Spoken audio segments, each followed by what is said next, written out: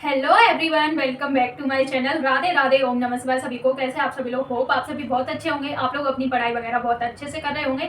तो जैसे मैंने यूपीएसआई की तैयारी का 1 महीने का टारगेट लिया हुआ है, उसमें से आज डे है 16 यानी 16वां दिन है। तो आज मैं क्या करने वाली हूँ, जो डे 15 में मैंने किया था सेम वही रिपीट करूंगी। कुछ चीज़ें मैंने उसमें चेंज की हैं। तो सुबह में सबसे पहले उठ के मैं करती हूँ एक करंट अफेयर की लाइव क्लास। जैसे मैं अपना योगा कर रही होती हूँ या कुछ भी काम कर रही होती हूँ, तो सुबह में उस वीडियो को मैं चला के रख लेती हूँ, तो मतलब सुनती रहती हूँ। उसके बाद जैसे लंच टाइम में मुझे 30 से 40 मिनट का टाइम मिलता है, तो वहाँ पे मैं थोड़ी सी स्पीड बढ़ा के पूरी वीडियो उसी को रिपीट करके देख लेती हूँ, तो वो माइंड में फीड हो जाता है। और जैसे मुझे टाइम होता है तो कभी कभी मैं नोट्स भी बना लेती हूँ, जो जो चीज़ें मैन लगती हैं मैं वो नोट डाउन कर लेती हूँ।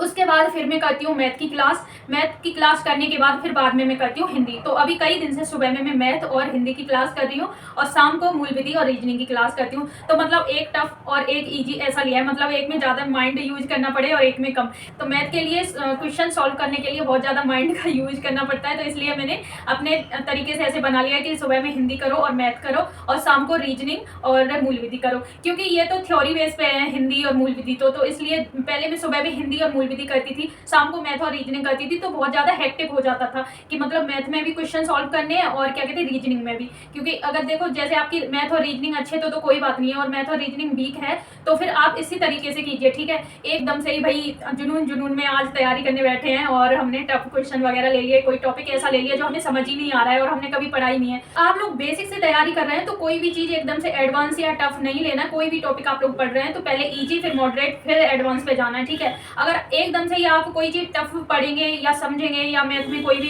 क्वेश्चन सॉल्व करेंगे तो उससे क्या होगा, आपसे सॉल्व नहीं होगा, फिर मनोबल टूटेगा, फिर डीमोटिवेट होंगे। तो इसलिए ईजी चीज़ें पहले पढ़नी है, और जब आपका मतलब रूटीन बन जाए और लगे कि अब हम अच्छे से अपने टाइम को मतलब यूटिलाइज कर रहे हैं, अपनी पढ़ाई कर रहे हैं, तो फिर आप लोग ईजी टू मॉडरेट जाएंगे, फिर एडवांस जाएंगे। ऐसे पढ़ाई करनी है। तो जिन लोगों ने भी वही बैच परचेज किया होगा तो उनका रूटीन उस हिसाब से होगा कि सुबह की क्लास होगी या शाम की होगी या दोपहर में होगी, ठीक है।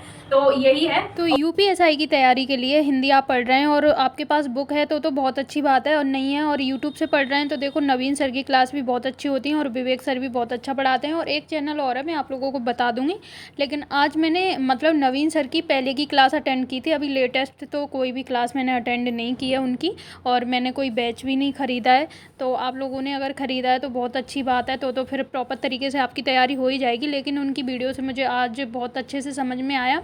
तो मतलब देखो टीचर सभी अच्छे होते हैं, लेकिन आपको जिनका समझ में आ रहा है उनसे पढ़िए, लेकिन किसी को भी जज मत कीजिए कि ये अच्छा नहीं पढ़ाते वो अच्छा नहीं पढ़ाते। बहुत सारे मैं ऐसे कमेंट देखती हूँ तो लोग मतलब एक दूसरे टीचर की कंपैरिजन करते हैं एक दूसरे से, तो ऐसा नहीं करना चाहिए भाई। सबका अपना अपना पढ़ाने का स्टाइल होता है, समझाने का तरीका होता है। मैथ की क्लास जैसे बेसिक मुझे पढ़ना होता है तो वो मैं AK चौधरी सर की क्लास अटेंड करती हूँ। उसके बाद फिर जैसे है कि बेसिक ठीक हो गया, उसके बाद आदित्य रंजन सर की क्लास अटेंड कर लेती हूँ। और गगन प्रताप सर भी अच्छा पढ़ाते हैं, मुझे उनका भी अच्छे से समझ में आता है। और RWA पे जैसे आप लोग जानते ही हैं भाई, फेमस टीचर हैं राहुल तेवतिया सर, तो उनसे भी पढ़ सकते हैं, उनका भी मुझे अच्छा लगता है। तो बहुत सारे लोग जैसे अपनी सेल्फ स्टडी कर रहे हैं और उनके पास जैसे बुक तो खरीद ली, अब कोचिंग खरीदने के लिए पैसे नहीं है, तो देखो यूट्यूब से भी मदद ले सकते हैं, क्योंकि बहुत सारे सिलेक्टेड ऐसे लोग होते हैं जो फ्री में स्टडी करते हैं और सेल्फ स्टडी करते हैं यूट्यूब के द्वारा, ठीक है। कुछ बुक से हेल्प लेते हैं, कुछ यूट्यूब से, तो ऐसे आप लोग भी कर सकते हैं। तो क्या करना है, जैसे आप लोग कोई भी टॉपिक ले लीजिए, चाहे हिंदी GK GS किसी का भी हो गया,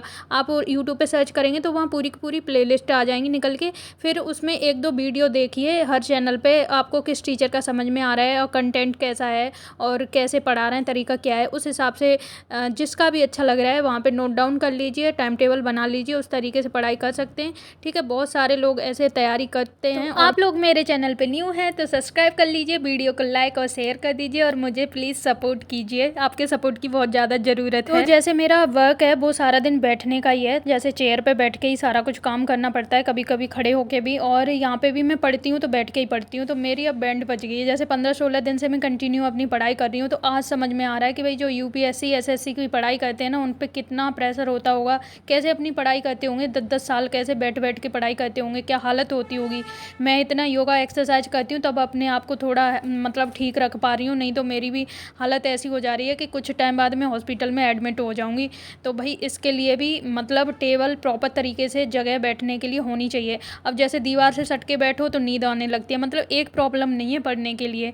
पता नहीं वो लोग कैसे IAS IPS और ये सब क्लियर कर लेते हैं। मेरे बस की तो ये लग रहा है कि UPSI भी नहीं है।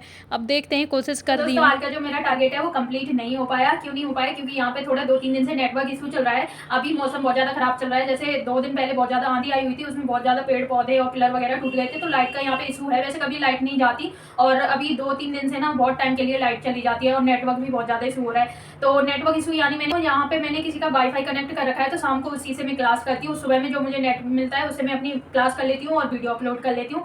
तो सुबह का तो जो मेरा नेट था सारा मतलब हो ही गया। दिन में तो मैं वाईफाई मुझे ऑफिस में मिल ही जाता है। शाम को भाई आज वाईफाई बिल्कुल चला ही नहीं, तो मेरी वीडियो नहीं चल पाई। तो जैसे मूल विधि की और क्या कहते हैं रीजनिंग की क्लास रहेगी, तो उसकी जगह पे मैंने रिवीजन कर लिया। जैसे मैं खान सर की क्लास ना अटेंड करती रहती हूँ, तो उसमें सेल का टॉपिक है, काफ़ी बड़ा है। सेल अपने आप में वैसे भी 2 पार्ट में थी या 3 में ऐसे ही थी, तो वो मैंने अटेंड की थी। ठीक है, तो वही मैंने आज रिवीजन किया। और जैसे RWA पे आप लोग वीकली टेस्ट देते हैं, तो जो मॉक टेस्ट होता है जो 27 अप्रैल को हुआ था, शायद उसमें एक क्वेश्चन भी था कि मतलब प्रोटीन का निर्माण किसमें होता है, प्रोटीन फैक्ट्री किसे कहते हैं। ठीक है, तो उसमें ऑप्शन थे राइबोसोम, न्यूक्लियस और मतलब लाइसोसोम और भी कुछ था, मतलब मुझे इतना याद नहीं है। तो जैसे आप लोगों को पता ही होगा कि प्रोटीन फैक्ट्री राइबोसोम्स को कहते हैं। ठीक है, तो उसी में निर्माण होता है उसका। तो आज मैंने यही रिवीजन कर लिया। तो हिस्ट्री में मैंने बबीता मैम की ऑनलाइन क्लास अटेंड की थी, उसका रिवीजन कर लिया। तो आज मैंने कई सारे टॉपिक इसमें जो भी मैंने पढ़े थे वो रिवीजन कर लिए। तो मतलब रीजनिंग और मूल विधि हो तो नहीं पाया, लेकिन जो और क्लास मैंने पहले अटेंड की थी उनका रिवीजन कर लिया। तो हिंदी में नवीन सर की व्याकरण की क्लास अटेंड की, मैथ में LCM थोड़ा सा किया और कैलकुलेशन वगैरह की थी। बेसिक मैथ मतलब रिवीजन किया, उसके बाद 20 क्वेश्चन रीजनिंग में सॉल्व किए। और मूल विधि की तो ये क्लास नहीं हुई, तो रिवीजन कर लिया उसकी जगह पे, ताकि मेरा जो रूटीन है वो ना टूटे और पढ़ाई भी हो जाए और रूटीन भी रहे। तो आज के लिए इतना ही। होप आप लोगों को इस वीडियो से हेल्प मिली होगी। तो लाइक कर दीजिए, शेयर कर दीजिए। मिलते हैं कल। टेक केयर, बाय बाय, जय हिंद, वंदे मातरम।